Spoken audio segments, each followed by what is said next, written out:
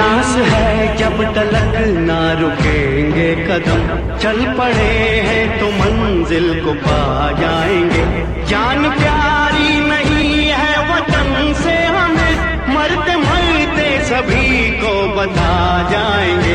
ऐ वतन, ऐ वतन, ऐ वतन, ऐ वतन।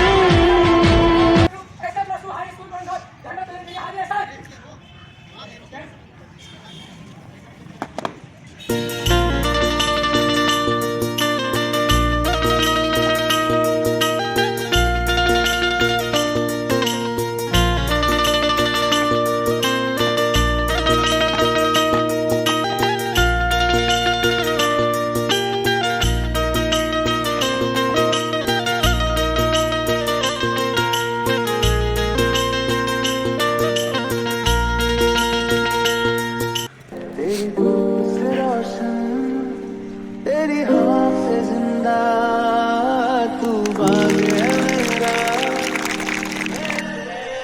एक मंजिल हमारी, एक आवाज है, एक नगमा हमारी, एक ही राग है, एक आवाज है, एक ही राग है। नाच अपने चमन पर मेरे साथियों, आओ मिलकर रहे हिंद के वासियों। मेरे अहले वतन ऐ मेरे साथियों। डॉक्टर भीमराव अम्बेडकर, अमर रहे। डॉक्टर भीमराव अम्बेडकर, सुभाष चंद्र बोस, सुभाष चंद्र बोस, सुभाष चंद्र बोस, महात्मा गांधी, महात्मा गांधी, खुदीराम बोस, खुदीराम बोस।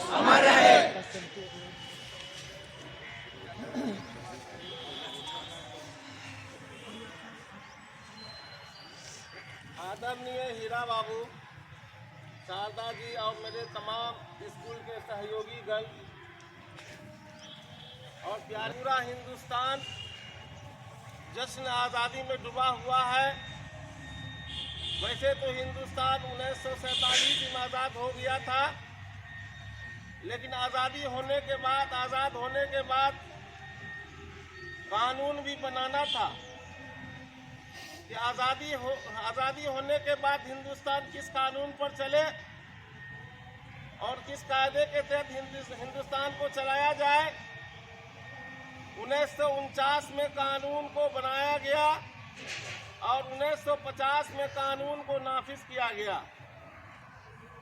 हमारे कानून बनाने वालों में डॉक्टर भीमराव अंबेडकर के अध्यक्षता में कानून को बनाया गया और उसमें बहुत से लोग शामिल थे और उसी कानून के तहत आज हमारा हिंदुस्तान आज़ादी के साथ चल रहा है। वैसे तो हिंदुस्तान में मुसलमानों की बहुत दिनों तक हुकूमत थी, लेकिन उनकी नाकारदगी की वजह से हिंदुस्तान से उनकी हुकूमत चली गई। उसके बाद धीरे धीरे अंग्रेज का तसल्लुत हिंदुस्तान के अंदर हुआ और अंग्रेज आया और अंग्रेज अपना शासन चलाना शुरू कर दिया। लेकिन उसका शासन ऐसा गलत शासन था कि जितने लोग थे तमाम पर मजालिम और जुल्म का साया बरसने लगा। लोग एक दूसरे से तंग आ गए। इस अवसर पर हमारे मुल्क के रहनुमाओं ने, चाहे मौलाना अबुल कलाम आज़ाद हो या चंद्रशेखर आज़ाद हो या हजरत मोहानी हो या गांधी जी हो, सब मिलकर मशवरा किया और इसको भगाने का यहाँ से कष्ट किया। और इसको भगाने के बाद हिंदुस्तान आज आज़ाद है। उसी आज़ादी के खुशी में आज 26 जनवरी मनाया जा रहा है। हमारा हिंदुस्तान आज किसी से कम नहीं है। पूरा हिंदुस्तान एक तरफ खड़ा है और हमारे पास दुनिया के वो तमाम सामान मौजूद है जो दूसरे को हम टक्कर दे सकते हैं और हमारा हिंदुस्तान मजबूती के साथ चल रहा है। इन्हीं बातों पर मैं अपनी अपना भाषण को खत्म करता हूँ। 2 मिनट के लिए मेरे हीरा बाबू आएंगे और 2 मिनट बोलने का कष्ट करेंगे। आदरणीय प्रधानाध्यापक महोदय, हमारे सहकर्मी, शिक्षेतर कर्मीगण और प्यारे बच्चों, आज पूरा भारत हर्षोल्लास में डूबा हुआ है, क्योंकि हमें अनुशासन ही देने के लिए भारत का संविधान का निर्माण किया गया है। भारत का प्रत्येक नागरिक अनुशासित रहे, इसीलिए संविधान का निर्माण किया गया है। संविधान हमारे मौलिक अधिकारों का रक्षा करता है, साथ ही साथ यह दर्शाता है कि भारत के प्रत्येक नागरिक का एक कर्तव्य होता है और उन्हें अपना कर्तव्य निर्वहन करने के लिए वह संविधान बाध्य करता है उसे। हम लोग इसी दिन को प्रत्येक साल 26 जनवरी के रूप में मनाते हैं और आशा करते हैं फिर कि यह साल जो है हमारा, जो भारत के संविधान के रूप में, कानून के रूप में मुझे मिला है, मैं उसकी रक्षा करते हुए कोई गलती ना करें और उसका पालन करें। हम लोग एक जगह क्या करते हैं, संविधान में दी गई बातों के अधिकार तो हर कोई जान लेते हैं, लेकिन कर्तव्य भूल जाते हैं। संविधान में दोनों बातों की चर्चा की गई है कि ये मेरा मौलिक अधिकार है, तो कुछ आपके मौलिक कर्तव्य भी हैं, और कहा गया है कर्तव्य ही पूजा है।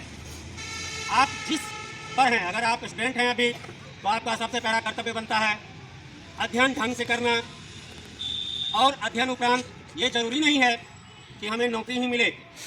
अध्ययन से एक लोग अच्छे सर्वश्रेष्ठ नागरिक भी बनते हैं। अगर हम सर्वश्रेष्ठ नागरिक बन गए तो समझिए मैं जो पढ़ा लिखा वो मेरा सब कुछ ठीक है। इसीलिए हम लोगों को संविधान के मौलिक अधिकारों को जानते हुए प्रत्येक बच्चा जो जन्म लेता है उसी समय से उसका अधिकार कर्तव्य शुरू होकर के जब वो अंतिम काल में सैया पर जाता है, उस समय तक उसका अधिकार और कर्तव्य सब चीज़ का चर्चा किया हुआ है।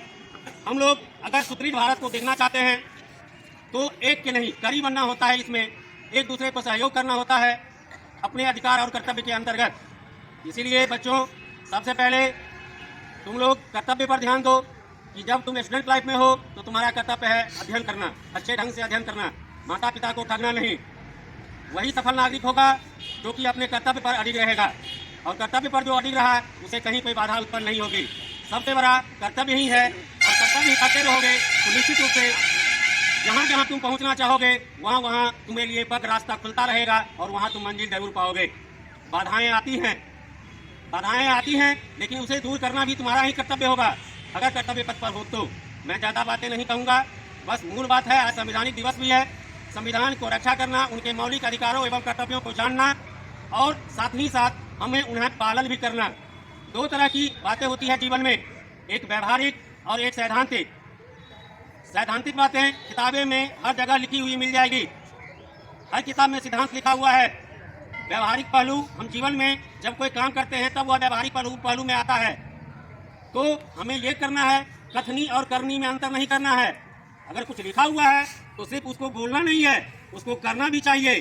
करनी और नहीं होना चाहिए। कहने का मतलब है अगर सैद्धांतिक पहलू मेरे पास है तो उसमें व्यवहारिक पहलू भी आना चाहिए। ठीक है, मैं अपनी बातों को विराम देता हूँ।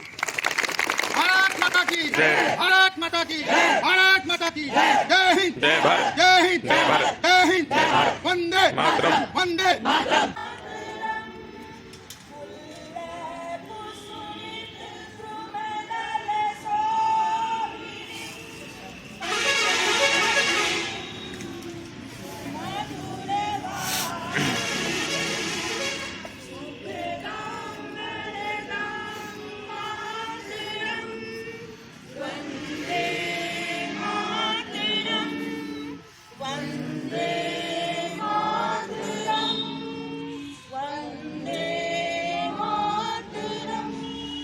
वंदे वंदे भारत माता की जय, भारत माता की। ना सरकार मेरी है, ना सरकार मेरी है, ना रॉब मेरा है, ना सरकार मेरी है, ना ही रॉब मेरा है, ना बड़ा सा नाम मेरा है, ना बड़ा सा नाम मेरा है। मुझे तो एक छोटी सी बात का गौरव है, मुझे तो एक छोटी सी बात का गौरव है। मेरे हिंदुस्तान, मैं हिंदुस्तान का हूँ और हिंदुस्तान मेरा है, और हिंदुस्तान मेरा है। देश सलामी इस तिरंगे को, देश सलामी इस तिरंगे को, इससे तेरी शान है। दे सलामी इस तिरंगे को जिससे तेरी शान है। सर हमेशा ऊंचा रखना इसका, सर हमेशा ऊंचा रखना इसका, जब तक दिल में जान है। ना पूछो जमाने से क्या हमारी कहानी है, ना पूछो जमाने से क्या हमारी कहानी है। हम तो सिर्फ हमारी पहचान तो सिर्फ ये है कि हम सिर्फ और सिर्फ हिंदुस्तानी हैं। हम सिर्फ और सिर्फ हिंदुस्तानी हैं। अपनी आजादी को हम हरगिज़ मिटा सकते नहीं, अपनी आजादी को हम हरगिज़ मिटा सकते नहीं। सर कटा सकते हैं लेकिन सर झुका सकते नहीं, अपनी आजादी को हम हरगिज़ मिटा सकते नहीं। जय हिंद, जय हिंद।